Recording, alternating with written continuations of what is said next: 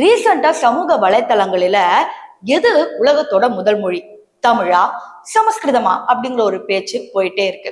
இதுல north Indians பெரும்பாலும் தங்களுடைய ஹிந்தியை முன்வைக்கிறத தாண்டி சமஸ்கிருதத்தை தான் முன்வைப்பாங்க.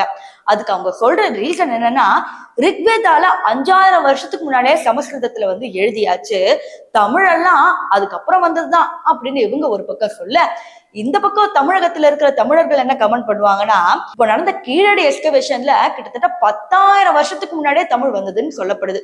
கூகுள்ல ஆனா இப்ப வரைக்கும் சமஸ்கிருதம் தான் முதல் மொழின்னு காட்டப்படுது. இப்ப வரைக்கும் கூகுளே தமிழ் மொழின்னு சேஞ்ச் பண்ணவே இல்லை. சோ இந்த மாதிரி நிறைய விஷயங்கள் இருக்கிறதுனால சமஸ்கிருதம் முதல் மொழியா தமிழ் முதல் மொழியான்ற ஒரு பிரச்சனை போயிட்டே தான் இருக்கு. ஆனா இன்னைக்கு வரைக்கும் லிவிங் லாங்குவேஜ் அப்படின்னா அது தமிழ் தான். சரி, இதெல்லாம் ஒரு பக்கம் இருக்கட்டும். இப்போ சமஸ்கிருதத்தை பத்தி பவன் கல்யாண் என்ன சொன்னான்னு தெரியணும்ல. சோ இவர் என்ன சொல்லியிருக்காருன்னா, எதுக்கு தேவையில்லாம சமஸ்கிருதத்தை தாக்குறீங்க, அதுவும் ஒரு மொழிதான். இந்தியா நிறைய மொழி வச்சிருக்கு, நிறைய மொழி பேசுறது இந்தியாவுக்கு நல்லது. மக்களுக்கு என்ன மொழி பிடிக்குதோ பேசட்டும், அதுல ஏன் நீங்க இருமொழி கொள்கையை மட்டும் கொண்டு வரணும்னு நினைக்கிறீங்க அப்படிங்கிற மாதிரி ஒரு கேள்வியை வச்சிருக்காரு.